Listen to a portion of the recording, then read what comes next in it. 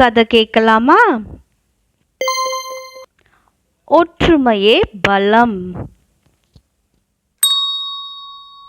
ஒரு அழகான காட்டுல 4 மாடுகள் ஒற்றுமையா சந்தோஷமா இருந்துச்சாம். அப்போ அந்த இடத்துல ஒரு பயங்கரமான சிறுத்தை வந்துச்சாம்.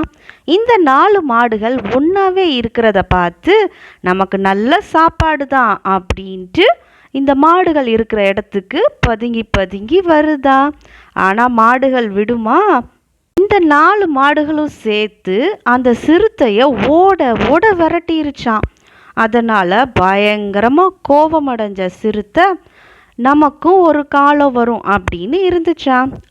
இந்த 4 மாடுகள் ஒன்னா இருந்தா நம்மளால எதுவுமே செய்ய முடியாது. அப்ப என்ன செய்யலாம்? சிறுத்தைக்கு ஏத்தாற் போல இந்த 4 மாடுகள்ல ஒரு மாடு சண்டை போட்டுக்கிட்டு தனியா புல்மேய வந்துச்சாம். இத சிறுத்தை கவனிக்க ஆரம்பிச்சிருச்சு. விடுமா?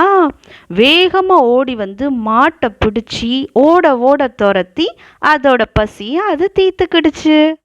இப்போ சந்தோஷம் யாருக்கு? நம்ம சிறுத்தைக்கு தான். குட்டீஸ், நம்ம எப்பவுமே ஒற்றுமையா இருக்கணும்.